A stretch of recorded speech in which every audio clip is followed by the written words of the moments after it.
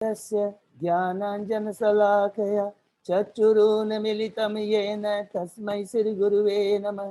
श्रीचैतन्यमनोभीष्टं स्थापितं येन भूतले स्वयं रूप कदा मह्यं ददाति स्वपदान्तिकं।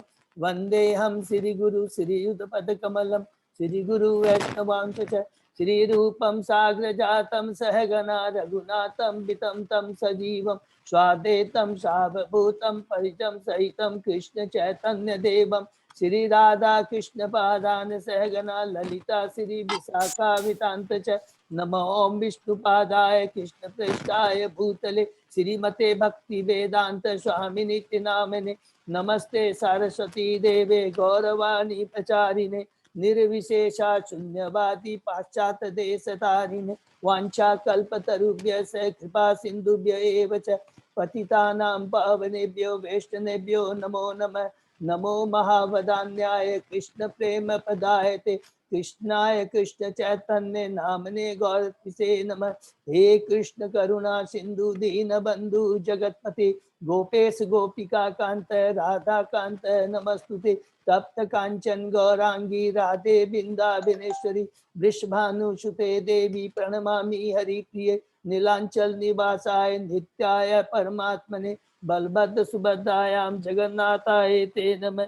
जय श्री कृष्ण चैतन्य प्रभु नित्यानंद श्री अद्वैत गदाधर श्रीवासादि गौर भक्तवृंद मुखम करोति वाचालम पंगु लंघेगिं यत्कृपातमहं वन्दे श्री गुरुं दीनतारिणं परमानंद माधवम श्री चैतन्य ईश्वरम। हरे कृष्ण कृष्ण कृष्ण हरे हरे हरे राम राम राम हरे हरे। श्री श्री मंगलाचरण की जय। शिला प्रभुपाद की जय। आज के भागवतम क्लास में सभी भक्तों का एक बार फिर से हार्दिक स्वागत है। हरे कृष्णा प्रभु जी, दंडवत प्रणाम। दंडवत प्रणाम माता जी। मेरा सभी भक्तों को मेरा सादर दंडवत प्रणाम है। और इस क्लास में हरे कृष्ण प्रभु जी, दंडवत प्रणाम। दंडवत गुंजन माता जी, हरे कृष्ण। तो अभी हम लोग दंडवत प्रणाम। पिछले सप्ताह सॉरी लास्ट हम लोगों ने कल जो डिस्कस किया था उसको हम एक बार जस्ट थोड़ा सा रिवाइज करेंगे। हम लोग कैंटो 1 का हम लोग भागवतम का कैंटो 1 का हम लोग पाठ करें जिसमें चैप्टर 3 चल रहा है। और प्रथम चैप्टर में जो मुनियों ने नेमिश्रायण के मुनियों ने जो सुत गोस्वामी से जो 6 प्रश्न किए थे उसमें हम लोग 5वां जो प्रश्न है लीला अवतार के बारे में हमने कंप्लीट किया था। पहला प्रश्न क्या था कि वास्तव में जीवों का कल्याण किसमें है। दूसरा जो सारे शास्त्रों हैं उनका सार क्या उद्देश्य क्या है। तीसरा भगवान श्री कृष्ण ने वासुदेव और देवकी के पुत्र के रूप में क्यों इस धरा पर आए अवतार लिया। चौथा भगवान के पुरुष अवतार के बारे में बताइए जिसके माध्यम से वो सृष्टि करते हैं। इसमें हमने बहुत डिटेल में अच्छे से डिस्कशन किया। पांचवा भगवान की लीला अवतार के बारे में बताइए।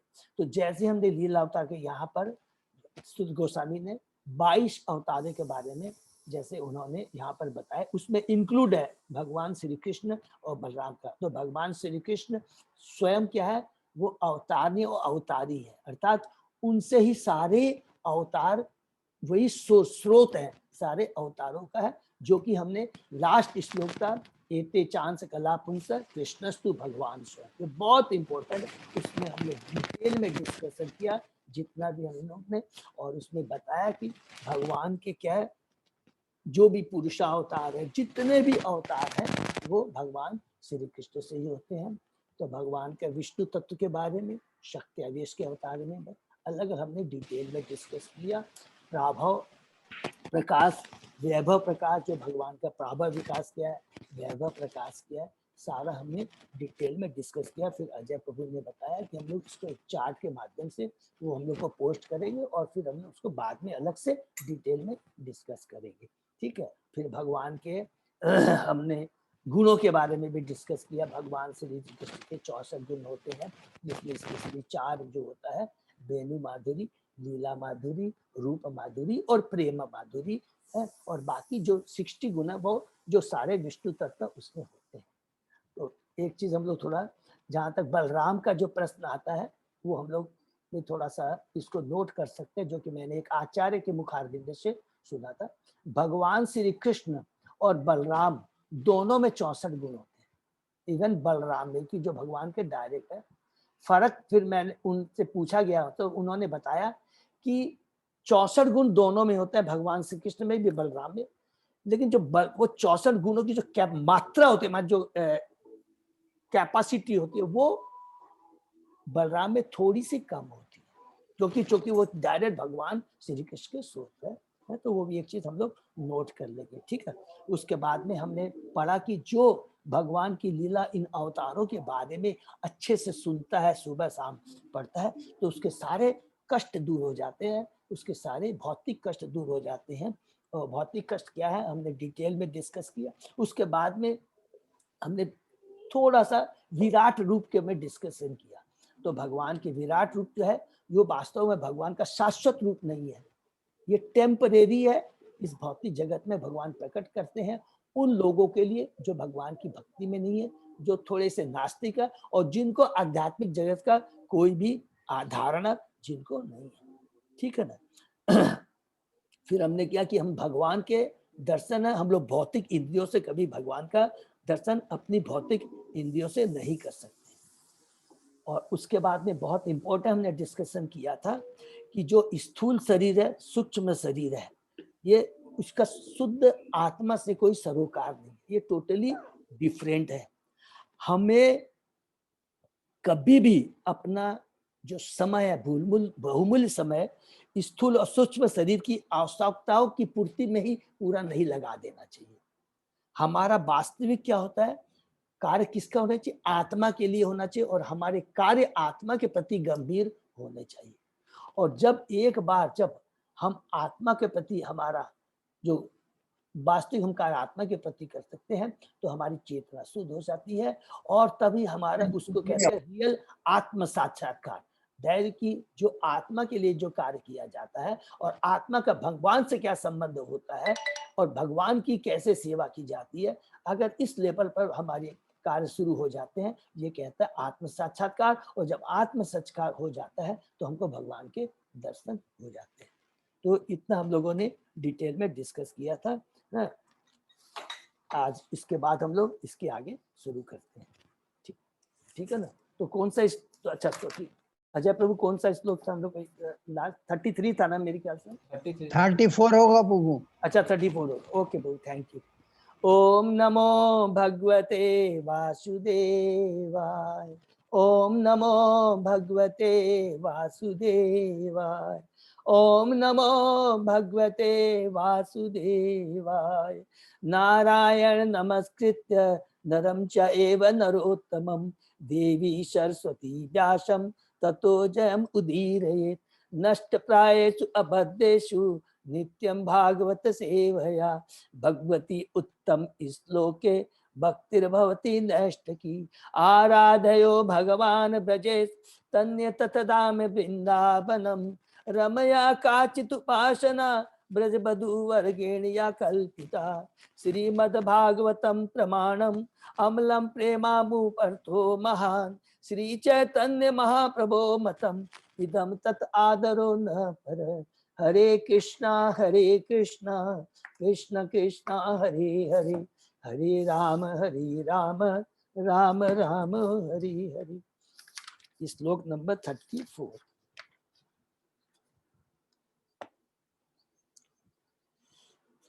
यद्देशो पतरा देवी माया वेशारदी मती, संपन्न एव इति विदु महिमनि स्वये महीयते।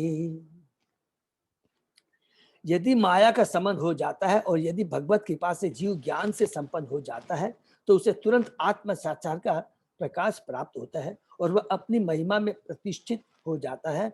उसको आत्म साक्षात्कार हो जाता है, वो आत्मा के प्रति उसका कार्य सदैव केवल आत्मा के प्रति और भगवान की भक्ति के प्रति उसके कार्य केंद्रित हो जाते हैं। तो माया का संबंध हो जाता है, अर्थात दमन, माने माया के प्रति जो आसक्ति वो दमित हो जाती है। तात्पर्य में प्रभुपाद जी कहते हैं, चूंकि भगवान परब्रह्म है, अतः उनके रूप, नाम, लीलाएं, गुण, पार्षद तथा शक्तियां उनसे अभिन्न है।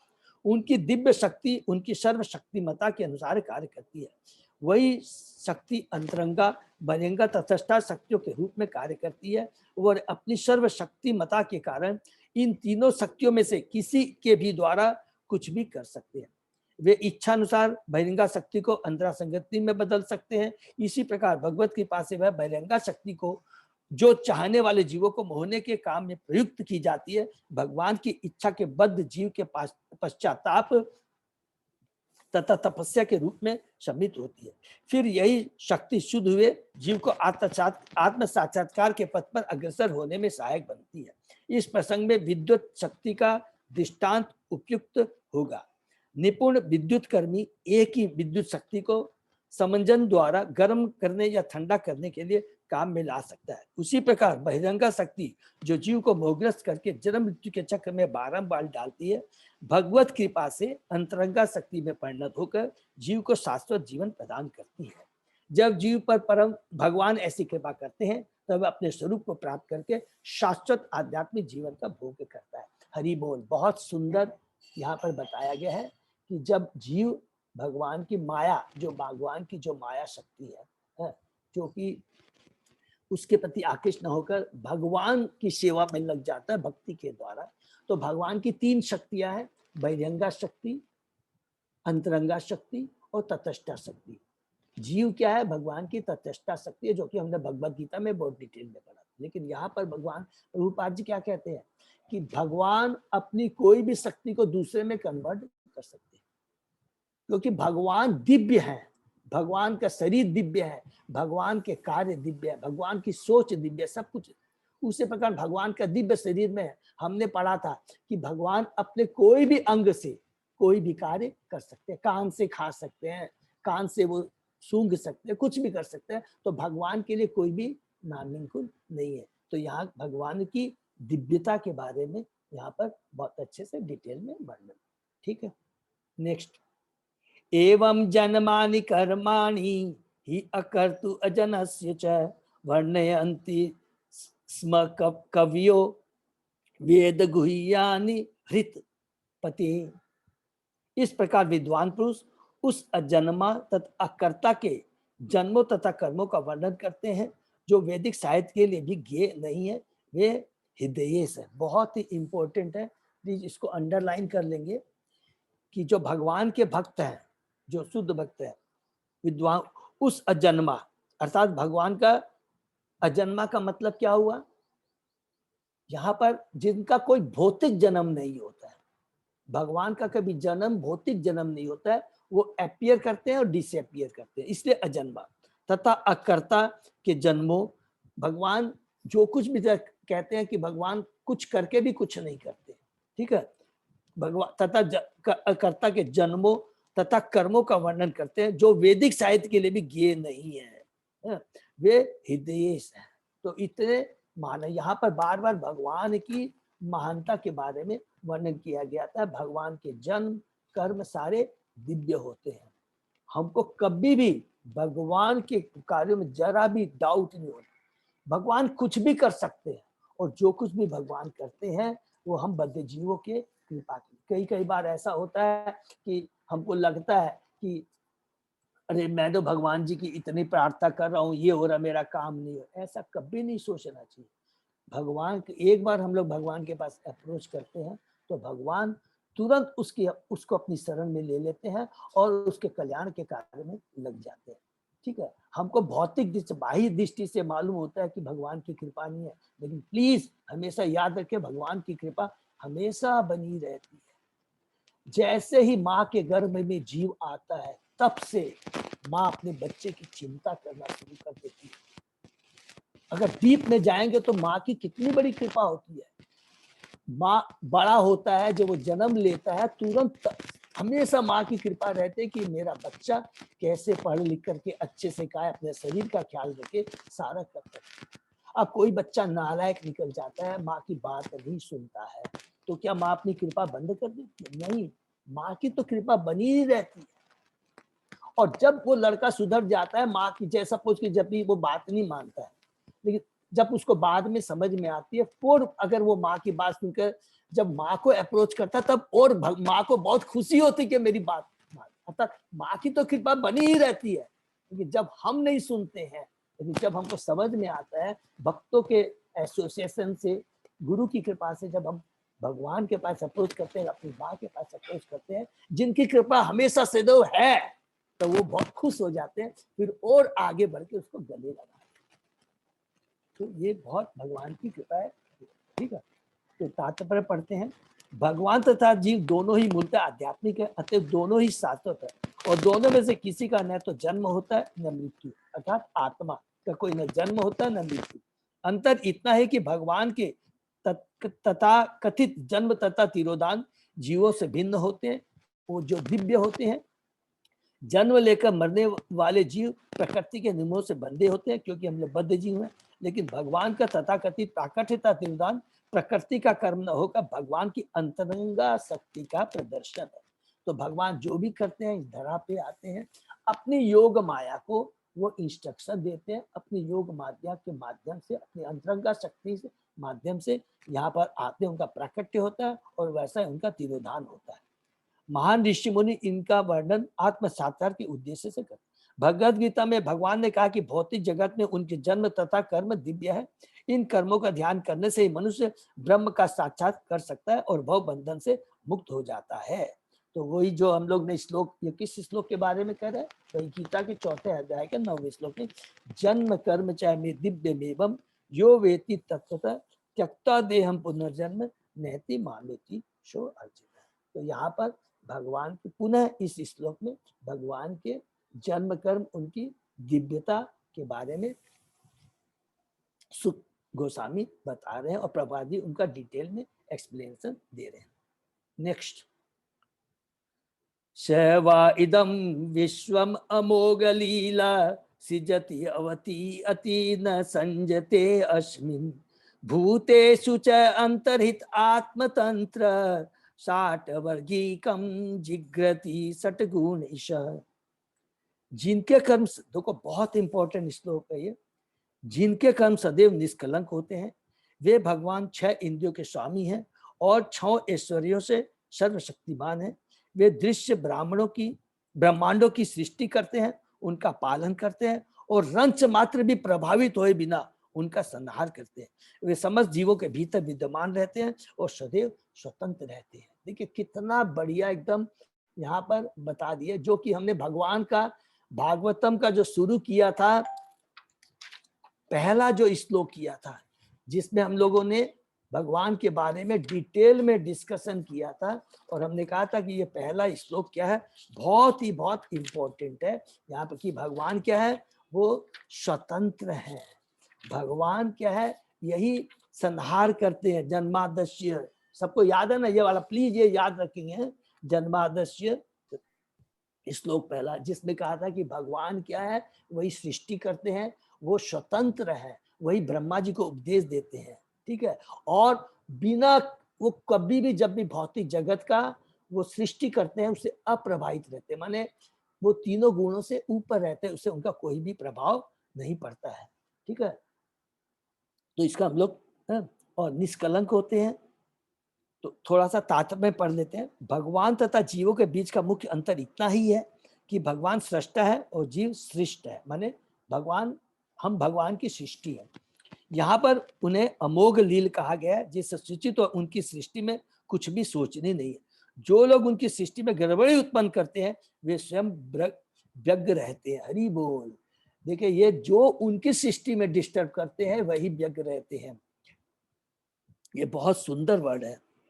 भगवान की सृष्टि एकदम साइंटिफिक है, और चींटी से लेकर ब्रह्मा तक सबके लिए भगवान एक दृष्टि से पूरी समान कृपा बनाए पर उनका पालन करते हैं और उनको सारी चीजें प्रदान करते हैं।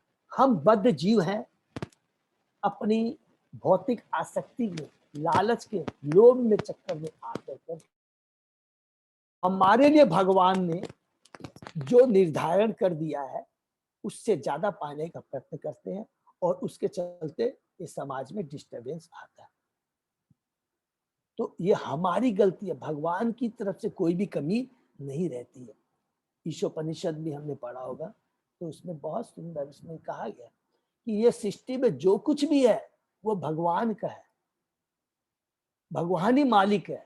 और जब जीव इस भौतिक जगत में आता है, उसके लिए उसका जो कोटा होता है वो भगवान उसको पूरा करते हैं। लेकिन हम बद्ध जीव हैं, क्या करते हैं, उस कोटा से ज्यादा पाने की चेष्टा करते हैं, और इसीलिए हम लोग कष्ट पाते हैं, और इसी हम लोग चोर कहलाते हैं। और इसीलिए इसके पिछले लास्ट वाले कल वाले श्लोक में हमने क्या कहा था, हम जीवों को कभी भी हमारे सूक्ष्म और स्थूल शरीर की आवश्यकताओं को जितनी आवश्यकता है उससे ज्यादा पाने के लिए प्रयत्न नहीं करना चाहिए। नहीं तो क्या होगा, जो वास्तविक जीवन का लक्ष्य है कि आत्मा का कल्याण के लिए भगवान का, आत्मा का परमात्मा के संग जो संबंध है, उस असली कार्य को हम भूल जाएंगे और इसी भौतिक जगत में केवल भौतिक चीजों को प्राप्त करने में लगे रह जाएंगे। और उसका परिणाम क्या होगा, हमारे जन्म मृत्यु जरा व्याधि का चक्कर वो चलता रहेगा, चलता रहेगा, चलता रहेगा।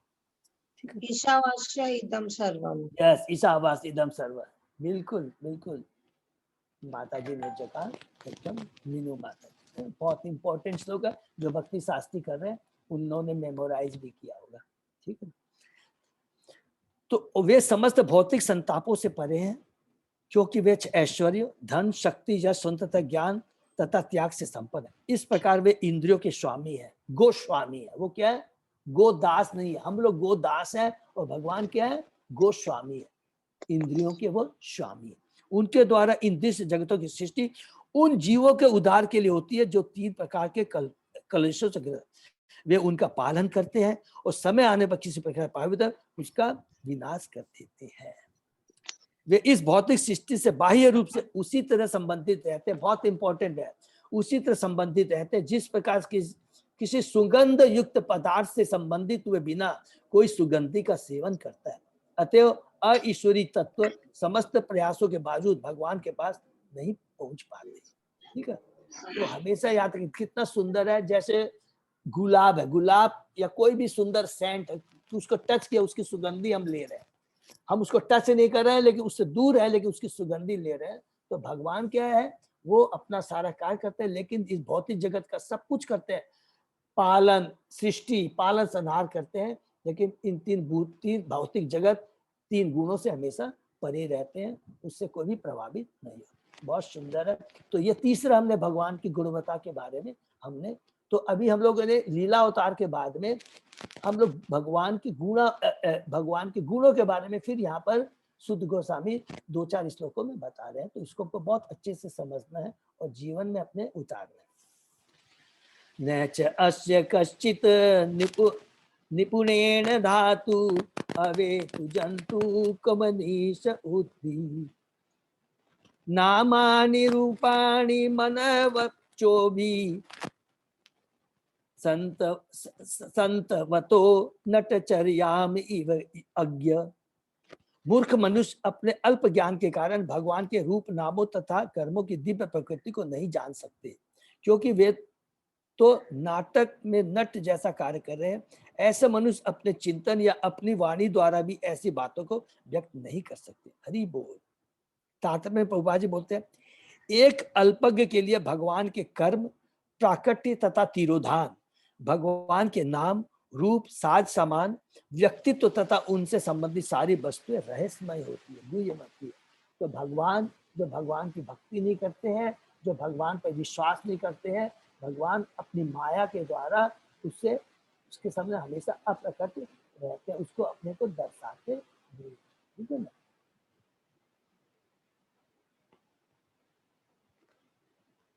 भौतिकवादियों की 2 कोटियां, एक से सकाम कर्मों की तथा दूसरी मीमांसों की। सकाम कर्मियों को परम सत्य की तनिक भी जानकारी नहीं होती है और मीमांसक सकाम कर्मों से निराश होकर परम सत्य की ओर मुख मोड़ते हैं तथा चिंतन द्वारा उन्हें जानने का प्रयत्न करते हैं। तो यहाँ पर थोड़ा सा जाएंगे, अच्छा और थोड़ा सा आगे पढ़ लेते हैं। ऐसे समस्त लोगों के लिए परम सत्य उसी तरह रहस्य बने रहते हैं जिस प्रकार बच्चों को जादूगर के कर्तव्य। हरि बोल। परम पुरुष की जादूगरी से छले जाकर भक्तगण सदैव अज्ञान में पड़े जाते हैं। भगवान उसको छल लेते हैं। छलने का मतलब है भगवान अपने को प्रकाशित नहीं करते हैं, जो भगवान की भक्ति नहीं करता है, जो भगवान को नहीं मानता है, उसके अंदर में दो तरह के लोग हैं, सकाम कर्मी और ज्ञानी। सकाम कर्मी तो केवल अपनी भौतिक इच्छा के लिए, जो गीता में हमने पढ़ा था। और जो ज्ञानी है, वो ज्ञानी क्या, वो भी स्वार्थी होते हैं। वो क्या स्वार्थ रहता है कि इस भौतिक जगत से छुटकारा पाने के लिए वो खाली चिंतन कर रहे हैं, भगवान की भक्ति के लिए नहीं, केवल इस भौतिक जगत से छुटकारा पाने के लिए। तो दोनों ही तरह के लोगों को भगवान प्रकट नहीं करते हैं, ठीक है। और जो ज्ञानी है, भले ही एक बार वो भौतिक जगत से छुटकारा पा करके भगवान की ब्रह्म ज्योति में चले जाए, तो बाद में पुनः उनको इस भौतिक जगत में आना पड़ता है, ठीक है। बहुत इंपॉर्टेंट। नेक्स्ट, मीमांसक का मीनिंग क्या हुआ यहाँ पे? मीमांसक, ज्ञानी, ज्ञानी प्रभु, ज्ञानी, ज्ञानी, यस। सवेद धातु पदवीं परस्य दुरंत वीरस्य रत अंगपाणि यो अमायया संततया अनुवृत्या भजेत तत्पाद सरोज गंधम। हरि बोल। बहुत ही इंपॉर्टेंट श्लोक है, ये मेमोराइज करने का श्लोक है, प्लीज इसको नोट कर लीजिए। इसमें कितनी बढ़िया बात लगती है। यहाँ कंक्लूजन यहाँ करते हैं, जो भगवान की भक्ति में लीला के बाद में यहाँ पर भगवान को हु कैन अंडरस्टैंड कृष्णा, भगवान को कौन जान सकता है, पूरा यहाँ पर समराइज कर दिया सूत गोस्वामी ने। क्या तात्पर्य पढ़ते हैं, जो बिना हिचक के, देखिए अंडरलाइन करेंगे द वर्ड को, बिना हिचक के, माने वन पॉइंटेड, जरा भी भगवान के बारे में, भगवान के जन्म कर्म के बारे में कोई भी जरा भी डाउट नहीं है, 100% पूर्ण रूप से भगवान को सरेंडर करता है, बिना हिचक के, अबाध रूप से, विदाउट इंटरप्शन, बिना कोई क्या बोलते हैं, बिना माने उसमें कोई इंटरप्शन नहीं आता है, एकदम कंटिन्यू, लगातार। चक्रधारी भगवान के चरण कमलों की अनुकूल सेवा करता है, वही इस जगत के सृष्टा की पूर्ण महिमा, शक्ति तथा दिव्यता को समझ सकता है। हरि बोल। बहुत इंपॉर्टेंट भागवतम का श्लोक है, जो केवल भगवान के पूर्ण रूप से भगवान को समझ, और ये चेतना और इस प्रकार की हमारी भगवान के प्रति भावना और इस प्रकार की श्रद्धा कब आती है, जब हम शुद्ध भक्तों के बीच में, हम जैसे हम लोग भक्त लोग बीच में बैठ करके भगवान के बारे में चर्चा करते हैं। इसके अलावा कोई दूसरा उपाय नहीं है प्रभु। अगर हम अकेले बैठ कर सोचे कि मेरे में बहुत इंटेलिजेंट हूँ, मैं सब पढ़ के समझ जाऊंगा, तो भगवान उसके लिए क्या रहते हैं, भगवान हमेशा उसके लिए क्या रहते हैं, अपना ज्ञान का, माया का पर्दा उसके सामने रख देते हैं। माया का पर्दा भगवान की शक्ति नहीं है, भगवान की भक्ति में है। अगर भगवान की शुद्ध भक्ति है तो भगवान कहते हैं कि मैं भी कुछ नहीं कर सकता, मेरी भक्ति में मैं भी कुछ नहीं कर सकता, स्वतः ही वो गोलोक धाम जाने का अधिकारी बन जाता है। भगवान ऐसे नहीं बोलता कि मैं उसे गोलोक धाम बुला लेता हूँ, बहुत ध्यान से सुनिएगा। भगवान कहते हैं कि जो मेरी भक्ति करता है तो मैं भी कुछ नहीं कर सकता, वो उसका अधिकार हो जाता है गोलोक धाम आने का। इतनी बड़ी भगवान की भक्ति में शक्ति, और वही भगवान के जो भगवान, ठीक है। थोड़ा सा तात्पर्य पढ़ लेते हैं। केवल शुद्ध भक्त ही सकाम कर्म एवं कल्पना के फलों से मुक्त होने के कारण भगवान कृष्ण के दिव्य नाम, रूप तथा उनकी लीलाओं को समझ पाते हैं। इन शुद्ध भक्तों को भगवान की अनन्य भक्ति से कोई व्यक्ति का लाभ नहीं प्राप्त होता, ये बिना ही चक्के भगवान की अनन्य सेवा करते हैं। फिर लास्ट में प्रभुपाद जी लिखते हैं इसी परपोर्ट के लास्ट पैराग्राफ में, जैसा कि भगवत गीता में कहा गया, भगवान स्वयं शुद्ध भक्तों को उनकी निरंतर प्रेमा भक्ति के कारण साक्षात के मार्ग की ओर ले जाते हैं। भगवान के धाम में प्रवेश पाने का यही रहस्य, इसके लिए सकाम कर्म तथा कल्पना कोई योग्यताएं नहीं। जो भी हमारे पास भौतिक क्वालिफिकेशन है, इसका कोई भी महत्व नहीं। हरि बोल। नेक्स्ट, अते धन्या भगवंत इत्थम जत वासुदेवे अखिल लोकनाथे कुर्वन्ति सर्व आत्मकम आत्मभावम न यत्र भूय परिवर्त उग्र। इस संसार में केवल ऐसी जिज्ञासाओं द्वारा मनुष्य सफल तथा पूर्णतः विज्ञ हो सकता है, क्योंकि ऐसी जिज्ञासाओं से अखिल ब्रह्मांडों के स्वामी भगवान के प्रति दिव्य आहिदकारी प्रेम उत्पन्न होता है, और जन्म मृत्यु की घोर पुनरावृत्ति से 100% प्रतिरक्षा की गारंटी प्राप्त हो जाती है। देखिए कितना बढ़िया है। व्यासुत देव गोस्वामी जी कहते हैं, कितनी बढ़िया कहते हैं। जो मुनियों ने जो प्रश्न किए थे कि प्रश्न कैसे होने चाहिए, तो कैसी जिज्ञासाएं होनी चाहिए, तो मुनियों की जिज्ञासाएं किसके लिए थी? भगवान से संबंधित थी, भगवान के शुद्ध भक्तों से संबंधित थी और जीवों के कल्याण के लिए था। पहली जिज्ञासा क्या थी कि जीवों का कल्याण किसमें? शास्त्रों का निचोड़ क्या है? भगवान कौन है? उन्होंने कृष्ण वासुदेव और देवकी वासुदेव के रूप में इस धरा पर क्यों आए? भगवान की लीलाओं के बारे में ये सारे प्रश्न भगवान और बद्ध जीवों के कल्याण के, और ये ऐसे ही प्रश्न होने चाहिए यहाँ पर, जो कि शुद्धदेव गोस्वामी बहुत अच्छी बात बोलते हैं। तो तात्पर्य में हम लोग पढ़ते हैं, यहाँ पर शुद्ध गोस्वामी द्वारा शौनक आदि मुनियों की जिज्ञासाओं की प्रशंसा की गई है कि उनकी दिव्य प्रकृति के आधार पर की गई है। जैसा कि पहले कहा जा चुका है, भगवत भक्ति उनको पर्याप्त विस्तार में जान पाते हैं, अन्य कोई नहीं जान पाता। अतः भक्तगण समस्त आध्यात्मिक ज्ञान से पूर्णता विज्ञ होते हैं। भगवान ही परम सत्य है। हरि बोल। ठीक है, और अब हम लोग जाएंगे नेक्स्ट श्लोक में बहुत अच्छे से। ठीक है, इदं भागवतम नाम पुराण ब्रह्म संहितम उत्तम श्लोक चरितम चकार भगवान ऋषि निश्रेषाय लोकस्य धन्यम स्वस्ति अयनम महत। यह श्रीमद् भागवत भगवान का साहित्य अवतार है, जिसे भगवान के अवतार वेदा व्यास ने संकलित किया है। यह समस्त लोगों के परम कल्याण के निमित्त है और यह सभी तरह से सफल, आनंदमय तथा परिपूर्ण। अब यहाँ पर आकर इस श्लोक में शुद्ध गोस्वामी जब उनकी जो पांच प्रश्न का उत्तर देने के बाद में, अब प्रश्न क्या है कि भगवान के जाने के बाद में, इस धरा से चले जाने के बाद में भगवान ने, धर्म ने कहाँ शरण ग्रहण की। तो यहाँ पर पहले भागवतम के इंपॉर्टेंस के बारे में बताते हैं कि भागवतम क्या है। भगवान का साहित्य अवतार है, इसको अंडरलाइन कर लेंगे, ये भगवान का साहित्य अवतार है। जिस प्रकार भगवान और भगवान से संबंधित भी कोई चीज में भगवान का नाम, भगवान के अवतार और भगवान से संबंधित भी कोई भी ग्रंथ है, उसमें कोई भी अंतर नहीं होता है।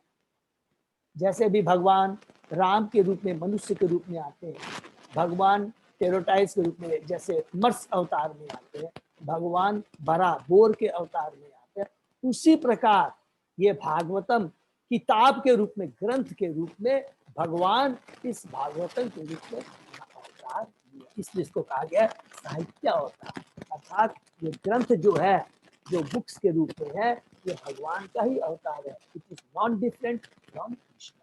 तो कितनी बड़ा महान है ये श्रीमद् भागवतम जो हम लोग पढ़ रहे हैं, तात्पर्य में पढ़ते हैं। भगवान श्री चैतन्य महाप्रभु ने घोषित किया है कि श्रीमद् भागवत समस्त वैदिक ज्ञान तथा इतिहास की निर्मल वाली है। इसमें भगवान के संसर्ग में रहने वाले कतिपय महान भक्तों के चुने हुए चरित्र दिए गए। श्रीमद् भागवत भगवान श्री कृष्ण का साहित्य अवतार है, अतः यह उनसे अभिन्न है। हमें श्रीमद् भागवत की पूजा उसी सम्मान से करनी चाहिए जिस तरह हम भगवान की पूजा करते हैं। हम इसके सचेत एवं धीर अध्ययन के द्वारा भगवान का परम आशीर्वाद प्राप्त करते हैं। जिस प्रकार भगवान सच्चिदानंद रूप है, उसी तरह यह श्रीमद् भागवत भी है। हमें श्रीमद् भागवत का पाठ करने से परब्रह्म श्री कृष्ण का सारा दिव्य प्रकाश प्राप्त हो सकता है, बशर्ते कि हम इसे पारदर्शी गुरु के माध्यम से ग्रहण करें। यदि देखिए, बार बार भागवतम में प्रभुपाद जी हमें आगाह करते हैं कि हमें शुद्ध भक्तों से या अच्छे भक्तों से, सीनियर डिवोटी से भागवतम सुननी चाहिए। पूरी में भगवान चैतन्य के दर्शनार्थ जितने लोग आते थे, उनसे महाप्रभु के निजी सचिव श्री रूप स्वरूप दामोदर गोस्वामी यही कहा करते थे कि किसी भागवत व्यक्ति से ही भागवत का अध्ययन करना चाहिए। भागवत व्यक्ति स्वरूप सिद्ध प्रमाणिक गुरु है और वांछित फल प्राप्त करने के लिए उसी से भागवत की कक्षा ग्रहण करनी चाहिए। भागवत के अध्ययन से वे सारे लाभ प्राप्त हो सकते हैं जो भगवान की साक्षात उपस्थिति से होते हैं। हरि बोल। यह भगवान कृष्ण के उन समस्त आशीर्वादों को प्रदान करने वाला है जो भगवान के साक्षात संपर्क से मिल सकती है। तो देखिए हम लोग कितने भाग्यशाली हैं कि भक्तों की कृपा से, गुरु की कृपा से ये भागवतम का हम लोग श्रवण कर रहे हैं, इसका हम लोग अध्ययन करते हैं, कितना ये पावरफुल, ठीक है ना। नेक्स्ट, तत् इदम ग्राह्याम आश सुतम आत्मवताम वरम सर्व वेद इतिहासानाम सारम सारम समुद्रितम। श्री व्यास देव ने समस्त वैदिक आगम तथा जगत के इतिहासों का सार निकालकर इसे अपने पुत्र को प्रदान किया, जो स्वरूप सिद्धों में अत्यंत सम्माननीय है। यहाँ पर किसके बारे में बता रहे, हमारे सुखदेव। तात्पर्य में थोड़ा सा हम लोग पढ़ लेते हैं। श्रीमद् भागवत में विभिन्न लोकों के इतिहासों के चुने ऐतिहासिक तथ्यों का चित्रण किया गया, इसलिए समस्त अध्यात्मवादी इसे महापुराण के रूप में स्वीकार करते हैं। इन इतिहासों की विशिष्टता यह है कि ये सब विभिन्न कालों तथा परिवेशों में भगवान की लीलाओं से संबंध है। सिर्फ सुखदेव गोस्वामी स्वरूप सिद्ध व्यक्तियों में सर्वोपरि है। उन्होंने अपने पिता व्यासदेव से इस विषय को ग्रहण किया। श्री व्यासदेव परम विद्वान है। उन्होंने श्रीमद् भागवत की विषय वस्तु अत्यंत महत्वपूर्ण समझकर सर्वप्रथम अपने महान पुत्र श्री सुखदेव गोस्वामी को प्रदान किया। ठीक है, इसकी तुलना नवनीत से की गई है। वैदिक भागवत में मानो ज्ञान का क्षीर समुद्र हो।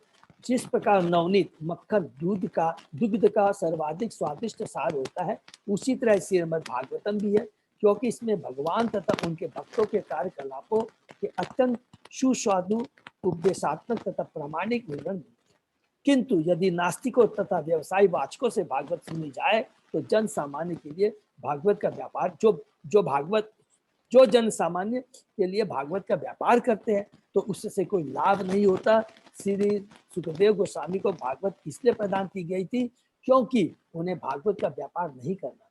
इसलिए भागवत को सुखदेव के ऐसे प्रतिनिधि से ज्ञान करना चाहिए जो संन्यास आश्रम में और जिस पर परिवार का बोझ न हो।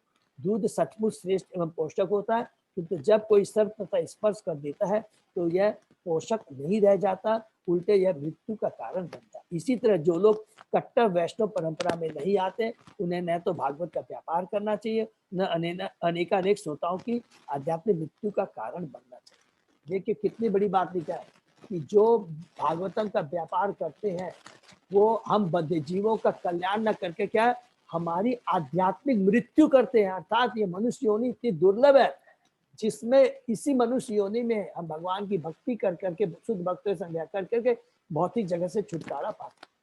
किंतु इसके विपरीत अगर हम किसी अभक्त से, कई पाखंडी से, कोई व्यवसायी से अगर भागवतम सुनते हैं तो उससे हमारा आध्यात्मिक मृत्यु हो जाती है। अर्थात ये जीवन जो आत्मा है, इसका जो कल्याण करने के बजाय इस आत्मा का और हम नुकसान करते हैं। इतनी इंपॉर्टेंट बात। भगवद गीता में भगवान कहते हैं कि समस्त वेदों का उद्देश्य कृष्ण को जानना है और श्रीमद् भागवत तो संचित ज्ञान रूप साक्षात श्री कृष्ण। अतः यह समस्त वेदों का नवनीत सार है और इसमें श्री कृष्ण से संबंधित समस्त कालों के ऐतिहासिक तथ्य भरे हैं। वस्तुतः यह समस्त इतिहासों का सार है। तो ये कितना ग्लोरीफाई किया प्रभुपाद ने भागवत में। स तु संसावयामास महाराजं परीक्षितं प्राय उपविष्टं गंगायां परितं परम ऋषिभिः। व्यासदेव के पुत्र सुखदेव गोस्वामी ने अपनी पारी में ऋषियों से घिरे निर्जल तथा निराकार रहकर मृत्यु की परीक्षा करते हुए गंगा नदी के तट पर बैठे हुए महाराज परीक्षित को यह भागवत कथा सुनाई। तो तात्पर्य में प्रभुपाद जी यहाँ लिखते हैं, महाराज परीक्षित को अपनी मृत्यु की सूचना समय से प्राप्त हो गई थी, अतः उन्होंने अपना राज्य तथा परिवार छोड़ दिया और आमरण अनशन करते हुए वे गंगा के किनारे जा बैठे। उनकी राष्ट्रीय स्थिति के कारण सारे ऋषि मुनि, चिंतक योगी आदि वहां गए। उन सबों ने उन्हें उनके कर्तव्य के बारे में कई सुझाव दिए और अंत में यह तय हुआ कि वे सुखदेव गोस्वामी से भगवान श्री कृष्ण के विषय में सुने। इस पर उन्हें भागवत सुनाई गई। नेक्स्ट, कृष्णे स्वधाम उपगते धर्म ज्ञान आदि भी शह कलो नष्ट दिशाम येष पुराण अर्क अधुना उदित। हरि बोल। यह भागवत पुराण सूर्य के समान प्रकाशवान है और धर्म ज्ञान आदि सहित कृष्ण द्वारा निज धाम चले जाने के पश्चात ही इसका उदय हुआ। जिन लोगों ने कलयुग में अज्ञान में गहन अंधकार के कारण अपनी दृष्टि खो दी है, उन्हें इस पुराण से प्रकाश प्राप्त होगा। तो यहाँ पर इस श्लोक में जो ऋषि मुनियों का जो छठा प्रश्न था कि जब भगवान अपने धाम चले जाते हैं, भगवान साक्षात धर्म है, जब भगवान साक्षात जो धर्म है भगवान श्री कृष्ण जब इस धरा को छोड़ कर करके अपने धाम चले जाते हैं, तो धर्म ने कहा शरण नहीं। तो यहाँ पर लिख दिया है कृष्ण द्वारा निज धाम चले जाने के पश्चात ही इसका उदय हुआ। अर्थात इस भागवतम का उदय हुआ जब भगवान श्री कृष्ण इस धाम को छोड़कर चले जाते हैं। तो ये छठे प्रश्न का उत्तर यहाँ पर सुख गोस्वामी जी इस प्रश्न देते हैं कि भगवान के इस धरा पर को छोड़कर चल जाने के बाद भागवतम भगवान ने धर्म ने श्री भागवतम के रूप में प्रकट हुए। ठीक है ना, बहुत सुंदर है। तात्पर्य पर पढ़ लेते हैं, थोड़ा सा पढ़ेंगे, बहुत अच्छा है। वास्तविक धर्म का अर्थ है ईश्वर के साथ अपने संबंध, एकदम बीच में है। वास्तविक धर्म का अर्थ है ईश्वर के साथ अपने संबंध तथा उनके प्रति अपने कर्तव्य को जानना, और जब यह भौतिक शरीर छूटे तो अपने अंतिम गंतव्य को जान लेना। हरि बोल। माया के पास में बद्ध जीव बड़ी मुश्किल से जीवन के इन नियमों को जान पाते हैं। हम लोग देखें कितने भाग्यशाली है। माया के पास में माने वी बद्ध जीव, वी कंडीशन सोल बड़ी मुश्किल से जीवन के इन नियमों को जान पाते हैं। उनमें से अधिकांश पशुओं की तरह खाने सोने रक्षा तथा मैथुन में लगे रहते हैं। 99% हम लोग क्या है, खाने पीने में लगे रहते हैं। अर्थात हम लोग क्या है, पशु जीवन जी रहे हैं। अर्थात हम लोग गृह मेधी हैं। दो तरह के लोग होते हैं, गृहस्थ और गृह मेधी। हम लोगों की तुलना किससे है, हम लोग गृह मेधी है। अगर हम भक्ति नहीं करते हैं, केवल इतना बहुमूल्य मनुष्य योनि जो कि बहुत ही दुर्लभ है, जिसको हम खाली खाने सोने रक्षा और मैथुन में लगा देते हैं, जो कि कार्य पशु भी करते हैं। वे अधिकांशतः धार्मिकता ज्ञान या मोक्ष के नाम पर इंद्रिय भोग में लगे रहते हैं। इस कलह प्रदान कलयुग में तो वे और भी अंधे बन चुके हैं। कलयुग में सारी जनता पशुओं का राजसी संस्करण बनी हुई है। उन्हें आध्यात्मिक ज्ञान या देवी धार्मिक जीवन से कोई सरोकार नहीं है।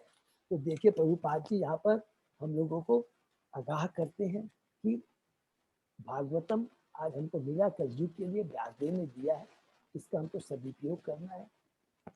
इसको हमको शुद्ध भक्तों के मुख से सुन करके, श्रीमद् मुख सुन करके थे, हमें इससे ज्ञान प्राप्त करना है। जीवन का लक्ष्य क्या है, भगवान कौन है और भगवान से हमारा संबंध क्या है, और भगवान के शुद्ध भक्तों के संग रह के कैसे भक्ति हम कर सकते। लास्ट इसी श्लोक के लास्ट पैराग्राफ में इस प्रकार भगवद गीता, श्रीमद् भागवत, ये दोनों ग्रंथ इस युग के अंधे लोगों के लिए प्रकाश स्तंभ की बाती है। दूसरे शब्दों में, यदि इस कलयुग के लोग जीवन के वास्तविक आलोक को देखना चाहते हैं तो उन्हें इन दोनों ग्रंथों की शरण लेनी चाहिए, इससे उनका जीवन लक्ष्य पूरा हो सके। भगवद गीता तो भागवत का प्रारंभिक अध्ययन है, जो तत्व के बारे में बताता है, भगवान के तत्व के बारे में, जीव के बारे में, आत्मा के बारे में, परमात्मा के बारे में, कर्मों के बारे में बताता है। श्रीमद् भागवत तो जीवन का आश्रय तत्व है, माने शेल्टर, भगवान के चरणों में किस प्रकार समर्पित हुआ जाए। श्रीमद् भागवत तो जीवन का आश्रय तत्व साक्षात भगवान श्री कृष्ण है। अतः हमें चाहिए कि श्रीमद् भागवत को भगवान श्री कृष्ण का साक्षात स्वरूप माने। जो श्रीमद् भागवत को देख सकता है वह साक्षात श्री कृष्ण को देख सकता है। वे अभिन्न। हरि बोल। कितना सुंदर यहाँ पर बताते हैं कि Bhagavatam it is like a torch light की तरह है, जो हमारे जिस प्रकार सूर्य उगता है तो सारे अंधकार को दूर कर देता है, और उसी प्रकार ये भागवतम सूर्य के समान है। इसकी यदि कृपा मिलती है, इसको हम पढ़ते हैं तो हमारे अंदर में जो अंधकार है, जो अज्ञानता है, जो हमारे में दुर्गुण है, उसको पूरा सफा कर देता है, खत्म कर देता है और भगवान की भक्ति प्रदान करता है। लास्ट श्लोक थोड़ा सा हम लोग ये पढ़ लेते हैं। तत्कीर्तयत विप्रा विप्ररीशे भूरि तेजस अहम च अद्य गमं तत्र निर्विष्ट तत् अनुग्रहात् श अहं व श्रावयिष्यामि यथा अधीतम यथा मति। हे विद्वान ब्राह्मणों, जब सुखदेव गोस्वामी ने वहां पर महाराज परीक्षित की उपस्थिति में भागवत सुनाई तो मैंने अत्यंत ध्यान पूर्वक सुना और इस तरह उनकी कृपा से मैंने उन महान शक्तिशाली ऋषि से भागवत सीखी। अब मैं तुम लोगों को वही सब सुनाने का प्रयत्न करूंगा जो मैंने उनसे सीखा तथा जैसा मैंने अनुभव किया। यहाँ पर देखिए कितनी बड़ी है। यहीं पर रिपीट क्या करते हैं कि हमें भागवतम हमेशा शास्त्र किससे सुनना चाहिए, शुद्ध भक्तों सुने। तो शुद्ध गोस्वामी क्या कहते हैं, मैंने किससे कथा सुनी, सुखदेव गोस्वामी से, जो कि परीक्षित को कथा सुना रहे। तो यहाँ पर हमारे अगर थोड़ा सा 2 मिनट देंगे तो थोड़ा सा जस्ट ये तात्पर्य थोड़ा सा पढ़ लेते हैं। यदि किसी ने सुखदेव गोस्वामी जैसे किसी स्वरूप सिद्ध महात्मा से भागवत सुनी है तो उसे भागवत के पृष्ठों में साक्षात भगवान श्री कृष्ण के दर्शन हो सकते। लेकिन यदि कोई चाहे कि वह किसी ऐसे व्यर्थ के किराए के कथावाचक से भागवत सीख सकेगा जिसके जीवन का उद्देश्य ऐसे कथावाचक से कुछ धन कमाकर उसे विषय भोग में लगाना है, तो वैसा संभव नहीं है। भागवत के समझने का यही रहस्य है। नहीं ऐसे व्यक्ति से भागवत समझी जा सकती है जो अपने सांसारिक पांडित्य से भागवत की व्याख्या करता हो। यदि कोई भागवत के पृष्ठों में कृष्ण का दर्शन करना चाहता है तो उसे सुखदेव गोस्वामी के किसी प्रतिनिधि से भागवत समझनी होगी। बहुत ही सुंदर है, यही एकमात्र विधि है। अगर हमें भागवत सुननी है तो भगवान के प्रामाणिक भक्त से ही सुननी। तो यहाँ पर कितना सुंदर जोर दिया है, भागवतम का महत्व दिया है और इस महान ग्रंथ को समझने के लिए, अपने जीवन में उतारने के लिए बार बार लास्ट श्लोकों में प्रभुपाद जी ने अपने तात्पर्य के माध्यम से कहा है कि हमें भागवतम, भगवान के जो बोनाफाइड जो भक्त है, प्रामाणिक गुरु है, प्रामाणिक जो हमारे शिष्य है, प्रामाणिक जो हमारे सीनियर, उन्हीं से सुनना। हरे कृष्णा। तो इस प्रकार चैप्टर 3 में हमने जो मुनियों के जो 6 प्रश्न थे हम लोगों ने सुने और बहुत डिटेल में। तो ये 3 चैप्टर में जो 6 प्रश्न का जो जवाब दिया, इसमें हमें क्या चीज मिला, भक्ति, जो कि चैप्टर 1 के 66वें श्लोक में थे, भगवान एते चांस कला पुरुष है, और भागवतम के बारे में 3 चीज के बारे में हमने पढ़ा, भक्ति, भगवान और भागवतम। और ये इतना पावरफुल, इसको पढ़ने के बाद में हम कह सकते हैं कि ये भागवतम क्या है, इट इज इंफॉर्मेटिव। माने इससे हमको कितनी इंफॉर्मेशन मिली। इंफॉर्मेशन किसके बारे में, भगवान, भगवान की भक्ति के बारे में। और इंस्ट्रक्टिव है, ये बहुत इंस्ट्रक्टिव है, माने इससे हमको ज्ञान मिलता है कि हमको इसको, इन इंफॉर्मेशन से हमें क्या मिलता है, ज्ञान मिलता है। क्या ज्ञान, कि हमें अपने जीवन को कैसे उतारना चाहिए, जीवन में क्या करना है। और जब इस ज्ञान को हम अपने जीवन में धारण करते हैं तो इससे क्या होता है, हमारी भक्ति का पोषण होता है, नर्सिंग होता है। और जब भगवान की भक्ति करते हैं तो हमारा भक्ति का पोषण होता है, तो अंत में क्या होगा, हमारी चेतना में परिवर्तन आ जाएगा, ट्रांसफॉर्मेशन हो जाएगा। अर्थात ये भागवतम क्या है, इंफॉर्मेटिव हो गई, इंस्ट्रक्टिव हो गई, नरिशिंग, हमारी चेतना, हमारी भक्ति का पोषण हो गया, और जिससे हमारा अंत में जाकर हमारी चेतना में परिवर्तन ला देगा, हमारी सारी चेतना को क्या भक्तिमय बना देगा, आध्यात्मिक बना देगा। जो कि अभी हम लोग कलयुग में केवल सकाम करने में, केवल भौतिक इच्छाओं को पूर्ति कर सकते हैं, लेकिन ये भागवतम हमारे में पूरा ट्रांसफर में पूरा परिवर्तन ला देता है। तो इसलिए हमें इस भागवतम को बहुत अच्छे से सुनना है और अपने जीवन में। हरे कृष्णा। तो थोड़ा सा समय ज्यादा लग गया, क्षमा चाहता हूँ, ठीक है। तो ये हो गया। अब नेक्स्ट हम लोग कल शायद किसी का कोई प्रश्न है तो हम लोग डिस्कस कर सकते हैं, और नहीं तो कल हम लोग आगे शुरू करेंगे। अब सुत गोस्वामी हमारे चैप्टर 4 से लेकर चैप्टर 90 तक है, तो उसको तो ये बहुत 3 इम्पोर्टेंट चैप्टर है। उसको हमको जो भी श्लोक है वगैरह इम्पोर्टेंट है, वी हैव टू मेमोराइज। और जितने भी इम्पोर्टेंट प्रभुपाद जी के जो आदेश हैं, इंस्ट्रक्शन है, उसको हमें अपने जीवन में उतारना, बार बार पढ़ना है। हरे कृष्णा। तो आज यहीं पर हम लोग समाप्त करते हैं। आज हिज होलीनेस जय पताका स्वामी गुरु महाराज का व्यास पूजा है, हमने मैसेज में भी दिया है, और जिनको भी समय में उनकी बहुत कृपालु है।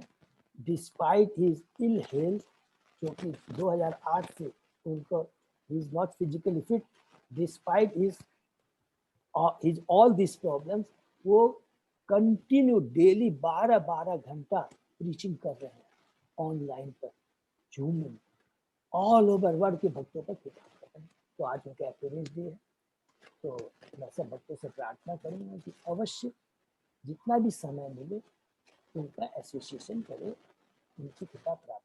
हरे कृष्णा। हरे कृष्ण। दंडवत प्रणाम प्रभु। दंडवत प्रणाम प्रभु। दंडवत प्रणाम प्रभु। हरे कृष्ण प्रभु दंडवत प्रणाम। दंडवत प्रभु। हरे कृष्णा प्रभु जी दंडवत प्रणाम। हरे कृष्ण हरे प्रभु जी कृष्णा। हरे दंडवत कृष्णा। प्रणाम। दंडवत प्रणाम प्रभु। हरे कृष्णा प्रभु जी दंडवत प्रणाम। दंडवत प्रणाम। हरे कृष्णा प्रभु जी दंडवत प्रणाम।